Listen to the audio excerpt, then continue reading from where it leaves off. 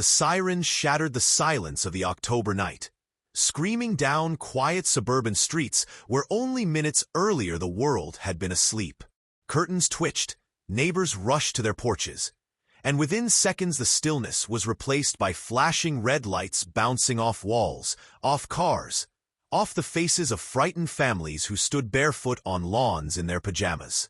The fire was already tearing through the Smith residence, flames curling high above the roof, smoke pouring out of shattered windows like a living beast. People shouted, some cried, and one voice rose above them all, broken by panic. "My wife! My son! They're still inside!" Captain David Ruiz leapt out of Engine 17, his gear heavy, his mind sharp. 15 years as a firefighter had prepared him for many nights like this, but no amount of training could ever slow the pounding of his heart when he saw flames consuming a home where lives still clung to fragile seconds of survival. He barked orders, his team snapping into action, hoses dragged across the lawn, ladders slammed against walls, masks secured with trembling urgency. Every second mattered. He knew it. Everyone knew it. Inside the house, the air was suffocating, so thick with smoke that visibility dropped to almost nothing.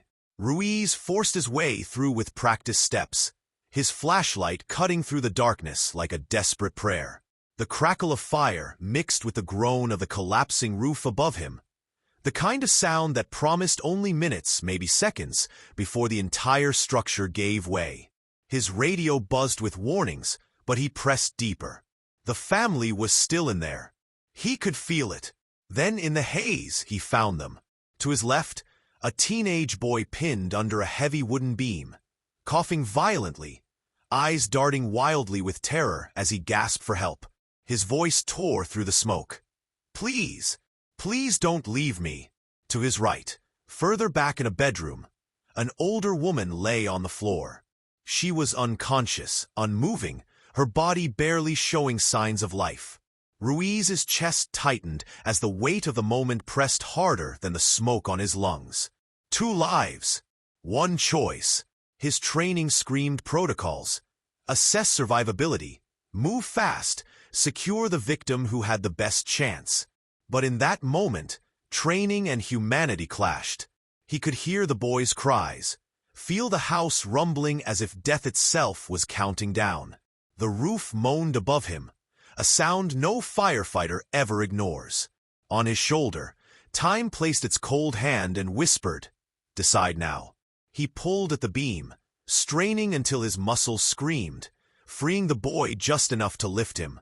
Hoisting the teenager onto his shoulder, Ruiz staggered through the inferno, his flashlight bouncing wildly off walls that were seconds from collapsing. The flames roared behind him, chasing him toward the doorway like a predator unwilling to give up its prey. As he stumbled out onto the lawn, coughing and gasping, the boy fell into the arms of waiting paramedics. Ruiz collapsed to his knees, hands trembling, lungs burning.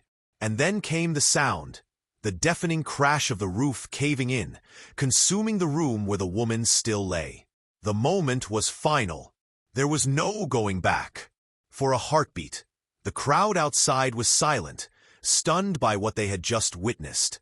Then reality hit. The boy's father rushed forward, relief and devastation twisting his face at once. He gripped his son, tears streaming, before turning toward Ruiz with rage that cut sharper than any flame. "You left her!" he screamed, voice cracking, grief breaking into fury. "You left my wife!"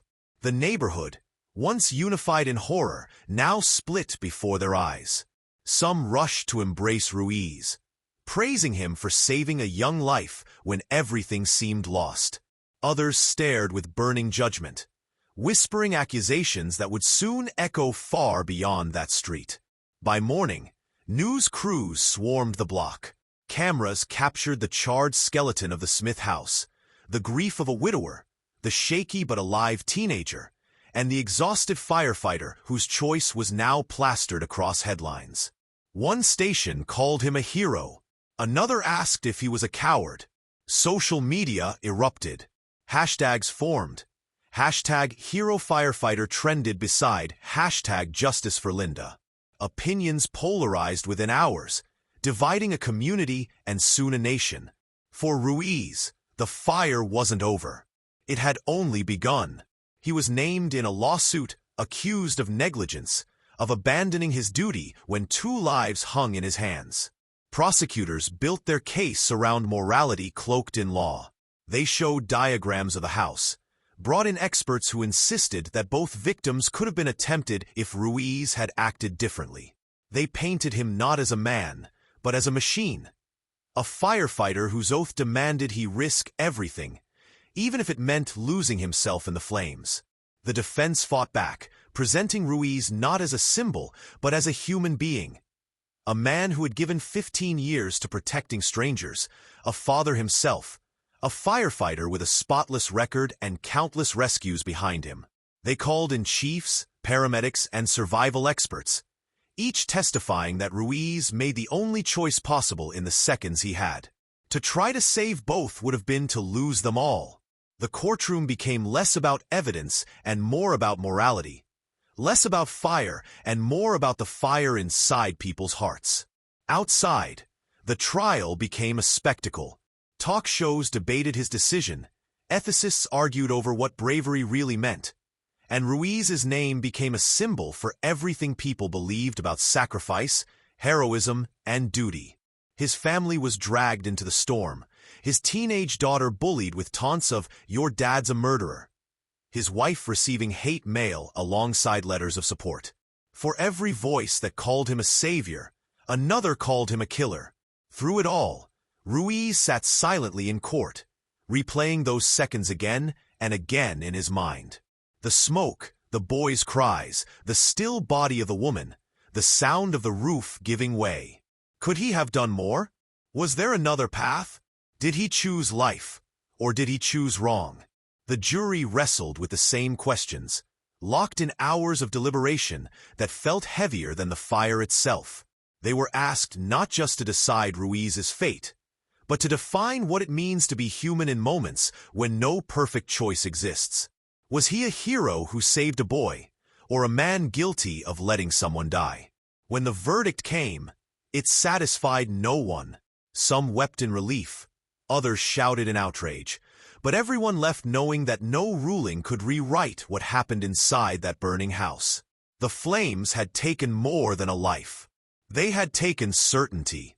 And so, the question lingers, haunting long after the smoke cleared. What would you have done in that moment? Would you have chosen the boy, or risked it all for the woman? Is saving one life enough? Or does duty demand more than any human can give? There is no simple answer. There never is. That is why the story of Captain David Ruiz is not just about a fire, or a lawsuit, or even guilt and innocence. It is about the impossible choices we sometimes face, choices that define us, and the weight of judgment that follows after. In the end, the flames died, but the question remained, guilty or not. For more chilling true crime cases, subscribe to our channel, Guilty or Not.